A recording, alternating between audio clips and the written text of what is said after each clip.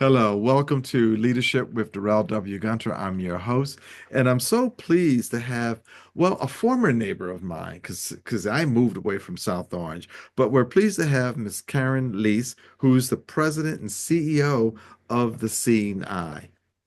Welcome to the program, Karen. How are you Thank doing today? you. Thanks for having me, Darrell. It's Oh, it's a fun to it's a be here. pleasure. It's a pleasure. So before we jump into the Seeing Eye and leadership. Can you tell us a little bit about your background, your education, and then how did you come to the seeing eye? Sure, sure. Well, I've been at the Seeing Eye 4 months now, so I'm still a relative newcomer to this role, but it's an amazing, amazing organization. We'll talk about it in a little bit, and it really compelled me to make a shift and to come here, and I'm immensely privileged to be in this position. But I didn't have this type of background working in the blind or low vision community at all. I came up through theater arts management. I had a dance background as a child and wanted that to be part of my life and wasn't good enough to be a professional dancer, but had that spirit of it. I'd say I was like a D3 player equivalent in terms of an artist. So I ended up going to Ithaca College and majoring in theater arts management with a dance minor. And through that process, ended up down in Washington, D.C. at the National Endowment for the Arts. So a lot of my career and positions throughout my life have kind of woven in and out of performing arts. I worked with Wynton Marsalis and Jazz at Lincoln Center for a number of years. I worked at New York City Ballet twice in my career, first coming right out of college and then later as a director and a leader there. So the arts and the performing arts has always been a really big touchstone for me.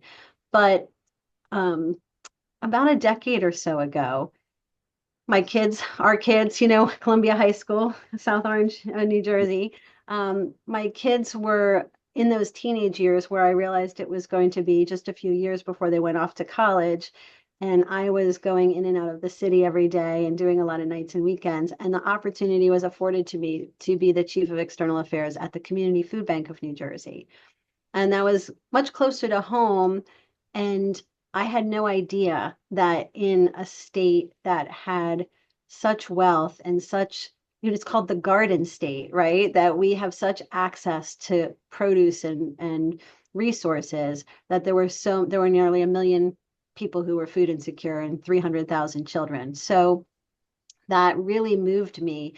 And I spent 8.5 years working at the food bank, and it changed me. It informed my leadership style. We'll talk about that in a little bit, but it really changed me as an individual. And I was there during COVID and saw the dramatic need increase, and what the pandemic did to food insecurity in this country was pretty extraordinary. And people are still recovering from that. So um, it may seem like a stretch to go from Community Food Bank, the state's largest food insecurity organization, to the Seeing Eye, which really breeds and trains and raises guide dogs for people with blindness, people who are blind and low vision.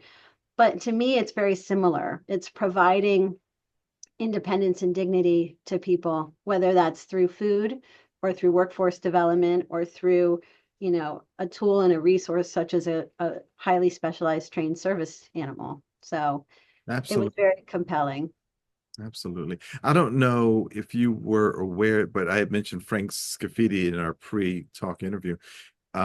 He had a foundation called Eyes of New Jersey, which provided a reading service of the news, and I served on his board as well. Unfortunately, Uh, times change and right, technology. technology Yes.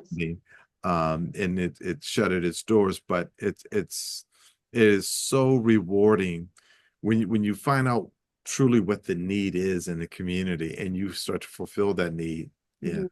that's Yeah. huge. And I was always a dog lover. I have always our family I grew up with dogs. I grew up our family and my I have two children and husband, and we've had golden retrievers always in the house since the kids were very little. I have two right now. So everyone at the Seeing Eye is a dog lover. I mean, Yeah, I don't think if you right. don't love dogs, you probably shouldn't work here. That's right. But really, honestly, it's about the people we serve, right? And it's about that independence and dignity and um, helping people who are just like you and I have those everyday miracles in their lives. And I'm in my office right now, and Yes. out in the hall, which is right to my right, I see the students and residents who come every month from all across the country and Canada, and they're learning. They're working with their dogs. So they They're come on site to learn. Wow. they do. They do. We have all the dogs are bred and raised in New Jersey. I actually spend the first 8 weeks of their life in our facility and then go out to volunteer puppy raising families, which is an extraordinary volunteer commitment, you know, offering to raise this puppy for a year of its life and then give it back to be trained here on site in our Morristown campus. And then this Morristown campus is we are registered as a school. So all of the students come here because it's really easier for the dog to bond with its new owner and form that really important partnership in an environment that they're familiar with. Right. Um, Right. and so new students come here for nearly a month, and people who are coming for uh, we call them retrains. They're coming for a successive dog. You know, if they've had a dog before, then they stay for 2.5 weeks. So really every month there's a new group of students and graduates coming in and out. The impact is right there. You And can see it so they arrive, the dog is already there, and trained. they Exactly. leave with the dog. They leave with the dog and they own the dog. And um, we have the same, we were founded in 1929. So we're 96 years old. Oh my Have goodness. the same rates that we did in 1929, that it's $150 for your first dog and it's $50 for a second or third dog, a subsequent dog, That, and $1 if you're a veteran. that's extremely So expensive. Wow. we to breed, raise, train, fully train, and place the dog is about $75,000 per dog. So we rely on the generosity of our donors and our volunteers. Right, right. So you moved from the food bank. What prompted you? How did this all come about Yeah, for you to find out about this executive director, yeah, CEO position yeah. and you to go, yeah, I think I might want to go after that. Oh. Tell us Well, about that. it's very interesting because, and I'm sure you've interviewed thousands of people at this point about similar situations. I really, I'm not saying I wasn't ambitious because I really have always loved my work and been highly engaged with it and proud of it. But I was really happy at the food bank, and my role with external affairs felt like such a great fit that I wasn't really looking. So I was recruited, executive search firm came looking for me. And we had gone through several CEO changes during my tenure at the food bank for various reasons. And we had this current CEO who's there now, Elizabeth McCarthy, is wonderful. And we had worked together about a year.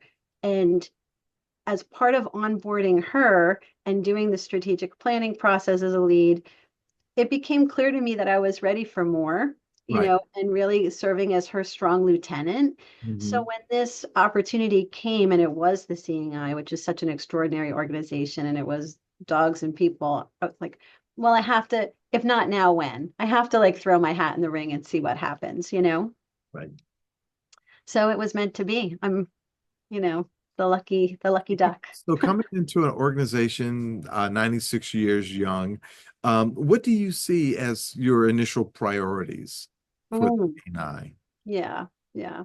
Well, it they had a they had a strategic planning process in 2020 during COVID as well, and had come out really with some organizational mandates to evolve with the time, stay relevant, stay fresh, look at the use of technology as it relates to guide dog service and integration, knowing that we're essentially the Kleenex of guide dogs. We're the brand name and best in class experts on the dog relationship, really exploring how technology fits with our work and our mission and our service to our students and graduates, right? So, and then there's also a lot going on externally with uh, our guide dog users. We call them handlers. Not only in New Jersey, but all across the country in terms of their access rights. And there's so many dogs now, therapy dogs, people's dogs, they put vests on, and how that impacts our graduates, our people who are working with service dogs and their ability to enter restaurants, have Uber and Lyft riders not, Right. drivers not turn them away, is is growing in epic proportions. So it's our job as the seeing eye to stand up and work on those advocacy rights. So coming in is a very solid foundation. It's an organization that's doing phenomenal work at the highest level and producing these incredible partnerships. But I think there's always room to refresh, to grow, to involve new people, to do more advocacy work. There's not a boring day. I'll tell Right. you that. Wow. And so, And I'll tell you one other thing too, because I think please. it's important. Um, COVID, COVID changed everything for everyone, and the seeing eye wasn't uh, immune to that. And we, as I was talking about the process of raising our dogs so that they are prepared for training and then placement with their person. That puppy raising family, that volunteer family, that first year of their lives is essential. I mean, it's a critical component that if we don't have that, there is no seeing eye. And during COVID, the way people volunteer in this country changed. I people got their more of their own dogs, or their lifestyles changed, um, and we're noticing that. So we are really having to recruit. We used to have a wait list of people who wanted to raise our dogs for us, and now we're having to recruit and look at things differently and look at virtual and online, support systems for people who have different lifestyles than they did 5 or 10 years ago. So it's a small thing, but it's a really critical component, this whole notion of volunteerism and how it impacts our operations. Right. Right. Wow. And so, if you look at the next 24 months, what do you envision to build on organizational legacy? Or is this like one or two like key pilot programs that you want to do, or are you just going to build on the great stuff that it's already there? No, I think that we're gonna, the board of directors here is phenomenal, and they're giving me kind of a runway of a year to onboard. I'm not from the blind community. Right. There's a lot to learn. There's a lot of ramping up to do. I'm just finished my first 100 days and presented back to them some findings and directionally, um, kind of setting the stage for another strategic planning process in 2026, where we'll really take deep dives into the issues on technology and advocacy and, um, mission delivery and collaboration, really collaborating with other um, guide dog schools, but other, organizations in this space, in the community. Um, because together, that's another thing that the food banks just do so brilliantly under the Feeding America umbrella, that model of together, how your voice, the power of that collaboration. So I think the Seeing Eye has a lot of opportunities to, you know, use its brand and use its experience and its gravitas to make its voice heard. Yes. Accessibility is just so important when folks who are visually impaired, and the CNI plays such an important role. How does the CNI promote itself? Because I have to apologize. I'm right there in South Orange, and I was on the board of eyes, and I was not aware of the CNI. Yeah. So it's been this kind of, hometown hero in Morristown, New Jersey, which is about a half an hour from Hmm. where we've resided. Um, So it's very, very present in Morristown in terms of the dogs training on the green in the town square, the students, and the instructors being out in using Morristown as part of the extended training, Mhm. facility, and very well known here. I think as you go out further from that, we are the official state dog of New Jersey. We've been recognized as that. I think it's been word of mouth and not like these huge national or regional marketing campaigns. I think we're just known in our community. But to your point, it does take more than that moving forward, right? More activation on social, more marketing, more messaging, more PR, to move the needle on some of the important issues ahead. And so, and it's a great segue into my next question is how do you plan to expand the CNI's impact in empowering individuals with vision loss?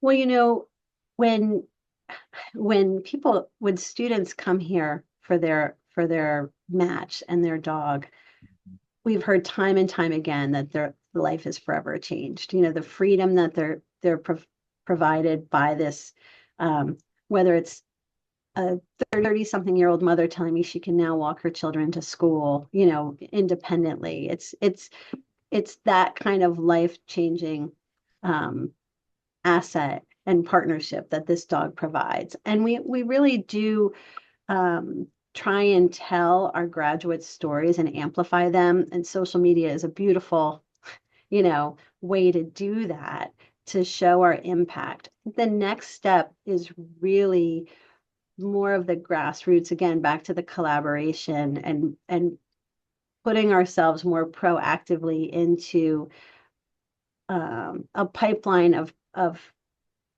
concerted effort to educate the non-blind public, the sighted public, about how they can be allies to Mhm. people as they see maybe people with their guide dog or their service dog being turned away from an Uber or Lyft, or turned away at a restaurant where they're just like, no dogs, no dogs, and how they can help, um, support what are legal rights. I mean, the American Disabilities Act at the federal level is a legal right for people to and their service dogs to Yes. enter public places.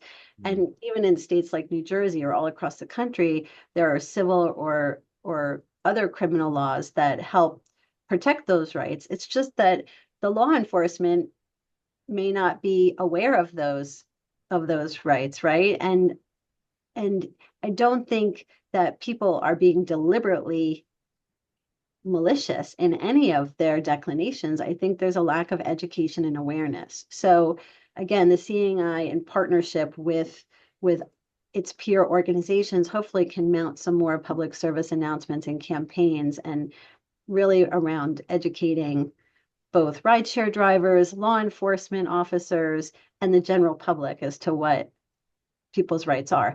And right now we do have an app. We have an advocacy app. If you go to seeingeye.org, you can download this advocacy app, whether you're, um, a guide dog user. So it represents all of the states, in the US. So you can find out what your rights are state by state. But it's also really helpful for small businesses, Mhm. for other people who want to serve as allies to understand what, the ADA and other states Right. specify.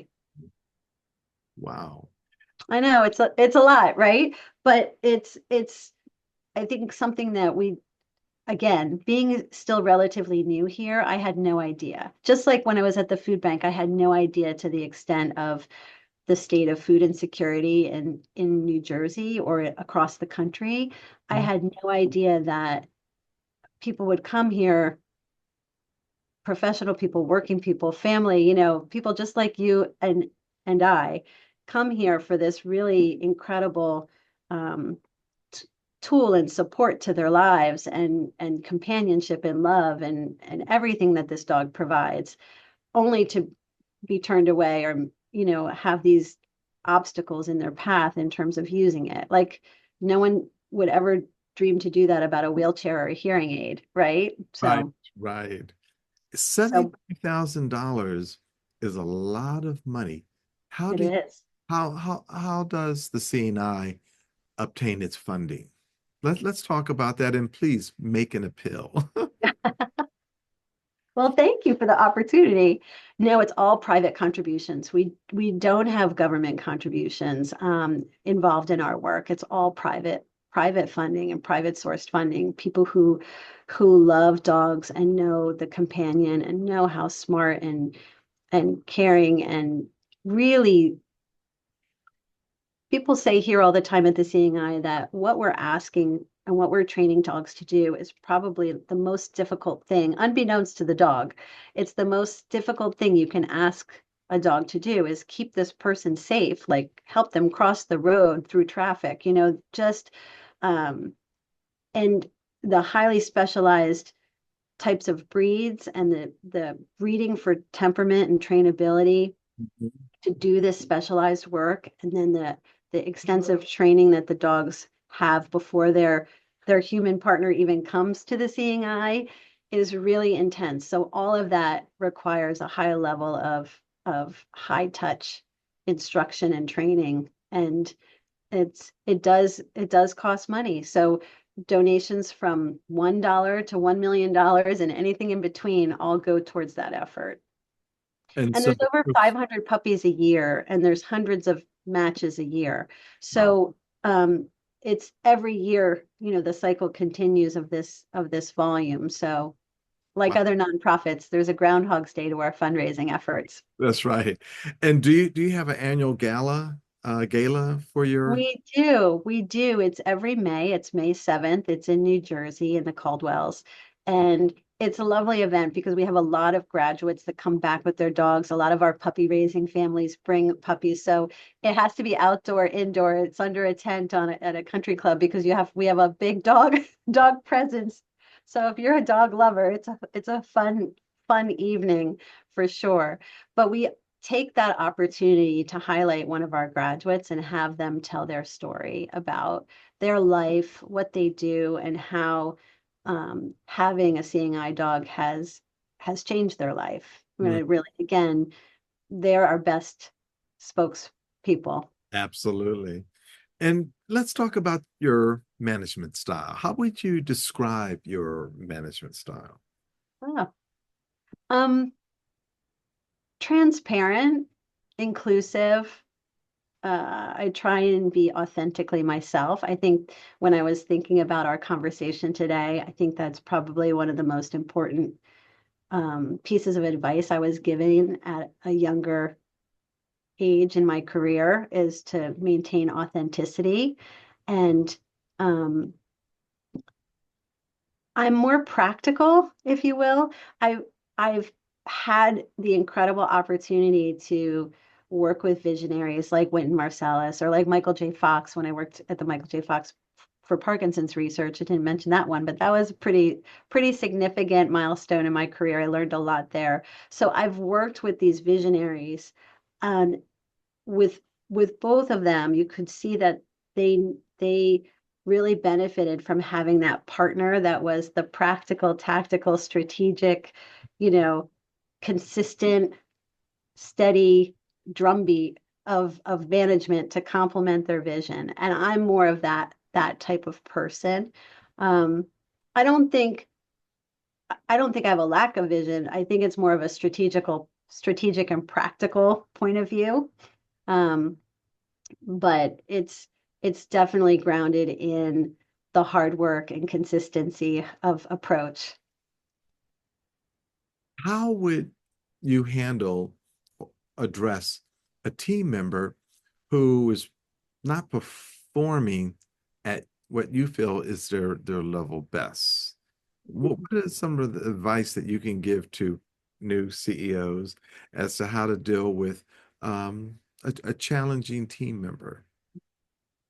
I think attitude is everything, right? I mean, absolutely everything. So if someone is not performing at their best because of external circumstances, I'm going to ask them what's going on in their life, and drill down, and kind of break that boundary of personal professional, because I do think that empathy and understanding is key to being a leader.